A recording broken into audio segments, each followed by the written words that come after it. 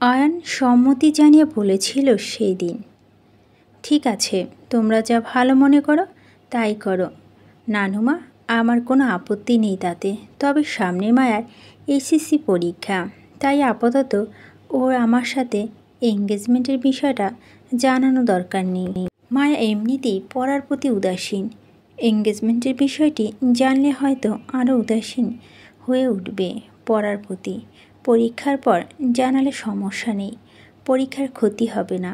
কাল আমরা সবাই যাব খান বাড়িতে, আমাদের এঙ্গেজমেন্ট হবে কাল। তবে আম্মু আমার হয়ে মায়াকে আন্টি পড়াবে, আমি নয়। আমি আশেপাশে থাকবো তোমাদের। আর আপাতত কোনো অনুষ্ঠান করা দরকার নেই নানুমা, নর্মাল থাকুক সব কিছু মায়ার পরীক্ষা পর্যন্ত, বাকিটা আমি সামলে নিব। আয়নের কথা সেই দিন সবাই চোখে মুখে তৃপ্তি ছেয়ে যায়, মন ছুঁয়েছিল আয়ানের প্রতিটা কথায়। তবে ফিহা বেশ নারাজ হয়েছিল আয়নের দেরি করা বিয়ে নিয়ে। সেই দিন হেনা খান আরও কিছুক্ষণ আয়নের বাসা থেকে খান বাড়িতে ফিরে এসেছিল মায়া স্কুল ছুটি হওয়ার আগেই। পরদিন রোজগারের মতো মায়াকে স্কুলে পাঠায় ফিহার, আসে দুপুরে করে বাসায়। আরাফ খান বাড়িতে ছিলেন, সবাইকে নিয়ে দুপুরে লাঞ্চ করে আড্ডা জমায় বিকেলে। ঘড়ির কাঁটায় 4:25। এ যেতেই মালাকে নিয়ে বাসায় ঢোকে মায়া। ফিহা হুটহাট দৌড়ে মায়াকে জড়িয়ে ধরতেই চমকে ওঠে আয়ান। অনেক দিনের তৃপ্তি চোখে দুটো পরে মায়ার ক্লান্তি মাখা চেহারায়, চোখ দুটো স্থির হয়ে সেই দিকে। মায়া ফিহাকে মন্দ আশপাশ তেমন একটা খেয়াল নেই। আয়নের পরিবার সবার সাথে মায়ের ভাবটা ছিল বেশ। সেই দিন ঠিক আয়ন বুঝতে পেরেছিল, সেদিন সারাক্ষণ শুধু মায়াকে তৃষ্ণাকাতর চোখ বুলিয়েছিল আয়ানের মায়ের ওপর। রাতে মায়াকে আংটি পরিয়েছিল আয়ানের মা মেহেরবান।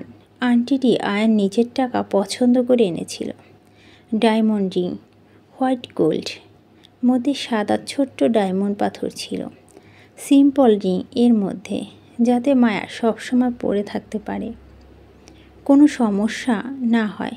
বিনা সাজসজ্জায় রোজকার কাপড় পরেই সেই দিন মেহেরবানের হাতে আংটি পরেছিল আয়ানের নামে মা।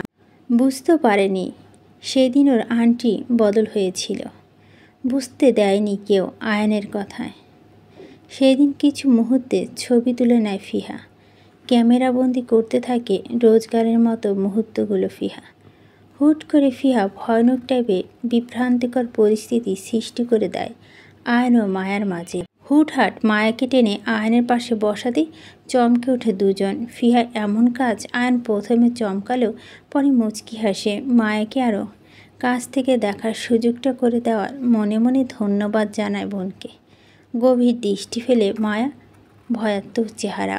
ফিহা নিজের ভাইয়ের মনের অবস্থা বুঝতে পেরে মুচকি হেসে ছবি তুলতে থাকে দুজনের একসাথে। মায়া ভয়ে মাথা নত করে বসে, বুঝতে পারেনি ফিহা হুটহাট এমন কিছু করে বসবে। আয়নের পাশে বসায় মায়া অস্থির, কম ভয় কাজ করছে বেশি। তবে আয়নকে ভয় পাচ্ছে এমনটা নয়, ভয়টা ওর অন্য জায়গায়। ভয়ে বারবার জড়সড় হয়ে উঠছে। কি করবে কিছুই বুঝতে পারছে না মায়া। তার আর চোখে ভয়াত্মক দৃষ্টিতে আয়নকে এক পলক দেখে মুহূর্তে দৌড় লাগায় কিচেন রুমের দিকে, হেনা খানের উদ্দেশ্যে। মায়া হঠাৎ এমন কাণ্ডে মুহূর্তে ভ্যাকাচাকা খেয়ে যায় দু ভাই বোন। একে অপরের চাওয়াচাই করে ঘাড় ঘুরিয়ে তাকায় মায়া দৌড়ে চলে যাওয়ার দিকে।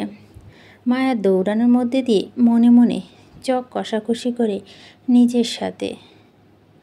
আপন মনে বলে তার ছেলেদের পাশে ঘেঁষা নিষেধ, বসা নিষেধ, ছেলে মানুষ দেখা নিষেধ, সব ছেলে মানুষগুলো নিষেধ, সব নিষেধ। তার হৃদ ভাইয়া নিষেধ করে গেছে তাকে, সে মানবে তার খারাপ ভাইয়ের কথাগুলো। কখনো পাশ ঘেঁষে না কোনো ছেলের, কখনোই না। তাই সে গত 1 বছর ধরে মনে প্রাণে মেনে এসেছে তার হৃদ ভাইয়ের কথা, আজও মানবে। কখনোই বসবে না সে কোনো ছেলের পাশে, কখনোই না। হয়তো তার খারাপ ভাইয়া আরও খারাপ হয়ে যাবে, আবার আঘাত করবে মায়াকে। মায়া বিশ্বাস করে যদি মায়া কোনো ছেলে আশপাশে ভিড়ে তাও তার হৃদ ভাইয়ের আবার ফিরে আসবে মায়ার কাছে। শুধুমাত্র মায়াকে ছেলেদের সাথে মেশার জন্য শাস্তি দিতে ফিরে আসবে, ভয়ানক শাস্তি। মায়া ভয়াক্ত চেহারা, ভয়ে হুটহাট দৌড়ে পালালো। সব কিছু তীক্ষ্ণ দৃষ্টিতে পর্যবেক্ষণ করেছিল আয়ান। মায়ার চেহারায় স্পষ্ট ভয় দেখেছিল আয়ান। কিছু নিয়ে বিব্রত ভয় বিরাজ করছিল মায়ার চোখে মুখে। কিন্তু সেটা কি? তবে কি ভয়টা আয়ানকে পাচ্ছে না? সে বিষয়ে আয়ান নিশ্চিত ছিল, কারণ আয়ান আজ পর্যন্ত মায়ার সাথে এমন কোনো আচরণ বা কথা বলেনি যেটার জন্য তাকে ভয় পাবে মায়া। তবে মায়া অজানা ভয় কারণটা ধরতে পারছে না আয়ান। ফিহা মায়ার পিছনে ছুটতে নিলে আয়ান থামিয়ে দেয়, ইশারা বোঝায় এখন না যেতে। পিন পিন নিস্তব্ধতার মাঝে শব্দ তুলে টিকটিক করে ঘড়ির কাঁটাটা জানান দিচ্ছে রাতে গভীরতা কতটুকু। নিস্তব্ধ আবছা আলোয় রুমটিতে একা শুয়ে আছে মায়া।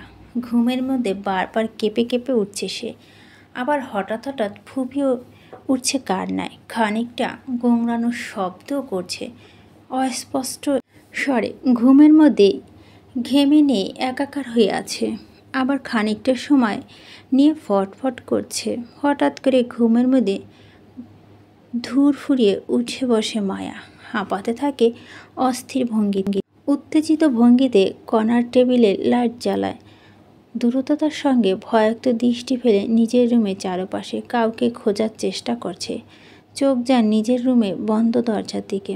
দরজাটা ভিতর থেকে আটকে দেওয়া, তার মানে মায়া এতক্ষণ বাজে সব দেখছিল। তৃষ্ণার্ত গলায় ফাটছে মায়া, নিজের জিহ্বা দিয়ে ঠোঁট ভিজিয়ে নেয় মুহূর্তে। ভয়ে জপ জপ করে ডান হাতে উল্টো পিঠে কপালে গলা বিন্দু বিন্দু ঘামগুলো মুছে নেয়।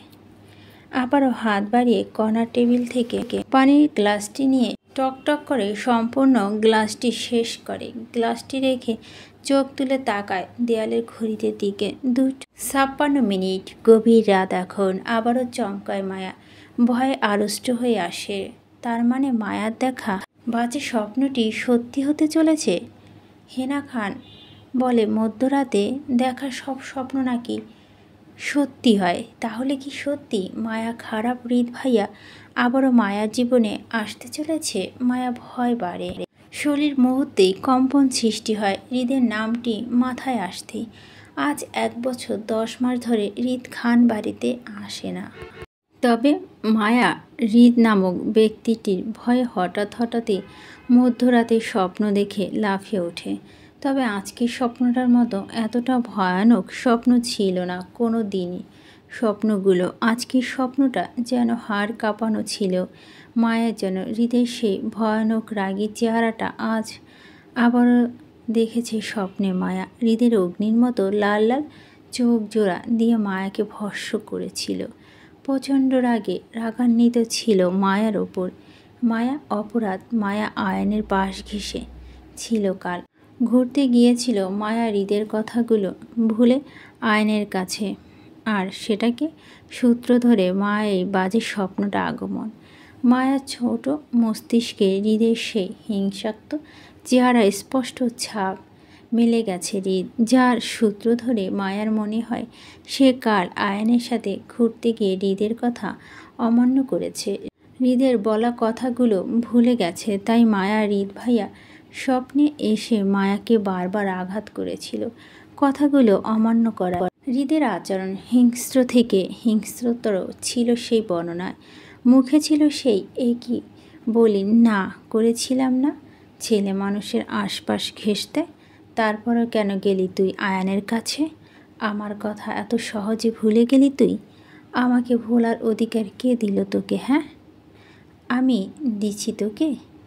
না দিলে তুই আমার অবাধ্য হবি কেন? কেন ভুলতে যাবি তুই আমাকে? কথাগুলো বলার সাথে সাথে আঘাতটা ছিল তীব্র, যার জন্য মায়া ভয়ে ঘুমিয়ে মধ্যে ঘোংরানো শব্দ করছিল। হৃদের থেকে বাঁচার জন্য ঘুমের রেশটা হালকা হতে ধূপ ফুরিয়ে বসে মায়া। কথাগুলো ভেবে মায়া আবারও জিহ্বা দিয়ে ঠোঁট ভিজিয়ে নিয়ে বিছানা ছেড়ে উঠে দাঁড়ায় মায়া। ফ্লোরে একপাশে বিছানা করে কাঁথা মুড়ি বেঘরে ঘুমাচ্ছে মালা। রাতে মালা মায়ার রুমে ঘুমায় সবসময় ফুলুরি। মায়ার রুমে ঘুরে ভয় পাওয়াকে ঘিরে। মালা হেনা খানের আদেশে রাতে এই রুমে ঘুমায়। মায়া মালাকে এক পলক দেখে নিয়ে গুটি পায়ে গিয়ে দাঁড়ায় বারান্দায়। হাঁটু অবধি চুলগুলো এলোমেলো হয়ে পড়ে আছে শরীরে। ওড়নাটা বিছানার উপর পড়ে আছে, বিদায় গায়ে জড়ানো হয়নি। উদাসীন মায়া বারান্দায় রেলিংয়ে পা উঠিয়ে বসে উদাসীন দৃষ্টি স্থির করে বাগানের মধ্যে থাকা কাচের ছোট বাংলো ঘরটিতে স্থির নয়নে তাকিয়ে থাকে কাচের বাংলোটির দিকে। খান বাড়ির চারপাশে বডিগার্ডরা জাগ্রত অবস্থায় দাঁড়িয়ে পাহারা আছেন। খান বাড়ির চারপাশে করা আলো আলোকিত হয়ে আছে। মায়া কান্না বাড়ে। প্রশস্ত রেলিং ওপর দুপা ভাঁজ করে বসে, হাঁটুতে মুখ গুজিয়ে কিছুক্ষণ মন্ত হয়ে বসে থাকে। হুট করে ডুকরে কেঁদে উঠে ফুপিয়ে। হৃদ আজ 1 বছর 10 মাস ধরে খান বাড়িতে পা রাখে না। আগে যা বছরে একবার আসতো এখন তাও আসে না। কাউকে মাসের পর মাস কল করেও না। মায়া লুকিয়ে হেনা খানকে রোজ কান্না করতে দেখে হৃদের জন্য। প্রথম বুঝতে না পারলেও আজকাল ঠিকই বুঝতে পারে মায়া। লুকিয়ে হেনা খানের মুখ শুনেছে হৃদ 10 মাস 13 দিন ধরে কারোর সাথে কোনোরূপ যোগাযোগ করছে না। কেন করছে না কে জানে না। হৃদ কোথায় আছে, কেমন আছে সেটা কেউ জানে না। হৃদ খোঁজ করার অনেক চেষ্টা করেছে, কিন্তু কেউ কোনো খোঁজ খবর পাচ্ছে না। সবাই টেনশনে আছে হৃদের কোনো বড় ক্ষতি হয়নি তো সেটা নিয়ে। কারণ এতটা সময় হৃদ কখনোই কারোর সাথে যোগাযোগ না করে থাকেনি। এবার থাকছে। হৃদের বডিগার্ড আসিফের সাথেও বেশ কয়েকবার যোগাযোগ করেছে আয়ান, ফলাফল শূন্য। আসিফকে তেমন খবর পাওয়া যাচ্ছে না। হৃদ আদৌ বেঁচে আছে নাকি সেটা নিয়েও টেনশনে তোলপাড় খান বাড়ির সদস্যদের মধ্যে। আজকাল হেনা খান কাটের সারাটাক্ষণ প্রত্যেক নিরুপায় হয়ে আছে হৃদের সামনে। কারো কিছু করা থাকছে না। তারপর আয়ান আরাফ খান নিজেদের নেটওয়ার্কের কাজে লাগিয়ে কয়েকটা দেশে গভর্নমেন্ট সরকার থেকে হেল্প নিয়েছে হৃদকে তাদের দেশে খুঁজতে। সেই সব কানে আসে মায়ার সবার অগোচরে। মায়া থেকে ফুপিয়ে উঠছে কান্নায়। হৃদকে মায়া ভীষণ খারাপ জানে। তারপর মায়া কখনো হৃদের খারাপ হোক এমনটা চায়নি। হৃদের লম্বা সময় নিয়ে নিখোঁজ হওয়াটা যেন মায়ার ছোট মস্তিষ্ক তাড়া দিয়ে ওঠে। আজকে স্বপ্নটা যদি সত্যি হয় তবু মায়া খুশি হবে। তারপরও হৃদ ফিরে আসুক নিজের বাড়িতে, নিজের আপনজনের মাঝে। মায়াকে আঘাত করলেও সে সহ্য করে নিবে। তারপর নিজের পরিবার ফিরে আসুক তার হৃদ ভাইয়া। আর এই একটা দোয়াই যেন রোজ করে মায়া। আজও তাই করছে। মায়া খুব করে চাইছে হৃদ হেনা খানের কাছে ফিরে আসুক। মায়ার কান্না বেগ বাড়ে। তা এবার মাথা উঠিয়ে দুহাতে নিজের মুখ চেপে ধরে কান্নায় দেয়ালের সাথে পিঠ ঠেকিয়ে ফুঁপিয়ে উঠছে বারবার। আয়নের সাথে মায়া আজ 10 মাস হয়েছে এঙ্গেজমেন্ট হয়েছে। এখনও মায়ের হাতে আয়নের নামে আংটিটি ঝলমল করছে। আয়ন কাজের সুবাদে লন্ডনে গেছে। মাস খানেকের ভিতরে আবারও ফিরে আসবে বাংলাদেশে। বর্তমান বাংলাদেশে একটা হসপিটালে জয়েন করেছে সে। মায়াকে ছেড়ে থাকতে পারছে বলে এমনটা করা আয়নের। বিগত 10 মাসে মায়ার সাথে আয়ন ফিরে হওয়ার চেষ্টা করেছে, কিন্তু বরাবর শূন্য। আয়ন আশপাশ আসলে মায়া ভয় আতঙ্কিত হয়ে সঙ্গে সঙ্গে দৌড়ে পালায়। আয়নকে কোনো সুযোগ দিচ্ছে না মায়া। আয়ন অনেক প্রয়াস চালায় মায়ের ভয়টা জানার জন্য, কিন্তু সে ব্যর্থ। কিছুতেই অবগত হতে পারেনি মায়ের ভয়টা সম্পর্কে। সেই জন্য আজ আয়ন এ নিয়ে বিনিয়ে ফিহাসহ মায়াকে নিয়ে ঘুরতে বের হয়েছিল। সারাটা দিন ভালোই কেটেছিল আয়ার মায়ার সাথে। আনন্দে মায়ের ভয়টা কিছুটা কমে এসেছিল আজ। সহজভাবে নিয়েছিল আয়ানকে মায়া। এতে আয়ান বড্ড খুশি হয়েছিল। অল্প থেকে গল্প। এভাবেই মায়া ধীরে ধীরে আয়ানের সাথে স্বাভাবিক হয়ে ওঠে, এমনটা আশা রাখে আয়ান। সবই ঠিকঠাক ছিল, কিন্তু রাতে হৃদকে নিয়ে ভয়ানক স্বপ্ন দেখে মায়া। হৃদের আঘাত করা হিংস্র ভঙ্গিতে কথাগুলো ছিল মায়ার জন্য মর্মান্ত। মায়া যেমন হৃদকে নিয়ে ভয় পাচ্ছিল, ঠিক তেমন দোয়াও করছে যেন হৃদ ফিরে আসে সবার মাঝে। হৃদের প্রতি মায়ার অনুভূতিটা ছিল নিছক, অমূল্যহীন, অপছন্দনীয় ব্যক্তি, কিন্তু তারপর মায়ার প্রতিটা দোয়াই ছিল হৃদ নামে বরাবরই। কান্নায় ব্যস্ত মায়া হঠাৎই কানে কর্ণকর হয় গাড়ির হর্নের শব্দ। চমকে ওঠে বিধ্বস্ত মায়া। আস্তে করে নিজের মুখে করে হাত সরিয়ে নিচে বাগানের দিকে তাকায়। সেখানটায় কিছুই দেখতে না পেয়ে নিজের চোখ ঘুরিয়ে নিতে বেখেয়ালি চোখ যায় খান বাড়ির গেট ধরে আসা কালো মার্সিডিজ গাড়িটির ওপর। এলোমেলো মায়ার ঠাই জায়গায় বসে আছে। কৌতূহল চোখ দুটো স্থির করল কালো মার্সিডিজ গাড়ির ওপর। গাড়িটি গেট ধরে ঠিক মায়ার বরাবর সামনে কাচের ঘরটি সামনে থামে। মায়ার অশ্রুসিক্ত চোখ দুটো ভর করে এবার একরাশ কৌতূহল উপর থেকে স্থির নয়নে তাকিয়ে থাকে নিচে কালো গাড়িটিতে। গভীর রাতে কে খানবাড়িতে আসলো জানার জন্য এবার খানিকটা ঝুঁকে পড়ে মায়া। গাড়িতে থাকতে দুজন বডিগার্ড দৌড়ে এসে সেই দিকে। গাড়ির পিছনে দরজা টান দিয়ে খোলার সাথে সাথে বাগানে চারদিক লাইট অফ হয়ে যায়। মুহূর্তেই মায়া চমকে উঠে, আহত হয় সাথে সাথে। কৌতূহলী চোখ দুটোতে বিরক্ত ভর করে। এই ভেবে কারেন্ট চলে যাওয়া আর সময় পেল না। সারা বছর একবারও দেখল না খানবাড়ি কারেন্ট। 1 সেকেন্ডের জন্য গিয়েছে, অথচ আজ এতটা উত্তেজনার সময়ের মধ্যে দিয়ে কারেন্টটা চলে গেল। এখন মায়া কিভাবে দেখবে? মধ্যরাতে কে আসলো খানবাড়িতে? একটু সুযোগ পেল না সেটার দেখার জন্য। মায়া বিরক্ত নিয়ে চারপাশে তাকালে মুহূর্তে আবারও চমকে ওঠে। খানবাড়ির কারেন্ট তো যায়নি, গেটের সামনে লাইটগুলো তো জ্বলছে এখনও। মায়ার রুমে ডিম লাইট ফ্যান চলছে, তার মানে কারেন্ট যায়নি, বরং কেউ ইচ্ছে করে কালো গাড়ির আশেপাশে লাইটগুলো অফ করে দিয়েছে। বিষয় বোধগম্য হয় মায়ার। লোকটি হয়তো সামনে আসতে চাইছে না, তাই এমনটা করা। তার ইচ্ছাকৃতভাবে নিজের চারপাশটা অন্ধকার বানিয়েছে। মায়ার কৌতূহলতা এবার গাঢ় থেকে তীব্র হয়। আকাশে বড় ডানার মতো চারটা ঝলমল করছে। চারপাশে লাইট অফ থাকলেও মায়ার আলোকিত হয়ে আছে চারপাশটা। তা মায়া তীক্ষ্ণ দৃষ্টিতে তাকিয়ে থাকে সেই দিকে। দুজন বডিগার্ড এগিয়ে এসে গাড়ির পিছনে দরজাটা খুলে দেয়।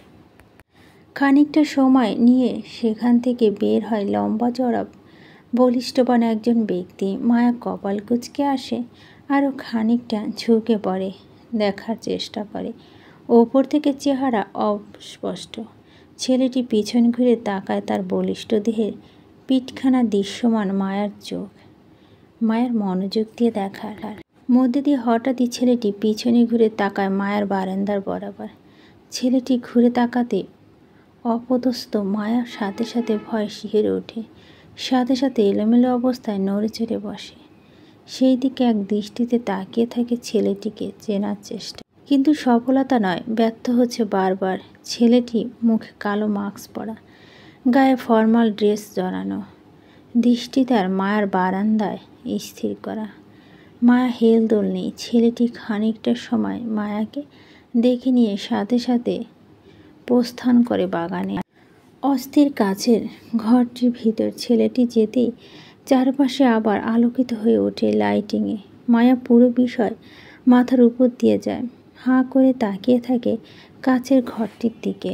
কে এসেছে এই মধ্যরাতে সেটা জানার তাড়না মায়ার ইচ্ছা জাগ্রত হয়। নিচে গিয়ে দেখে আসবে এক পলক লোকটিকে।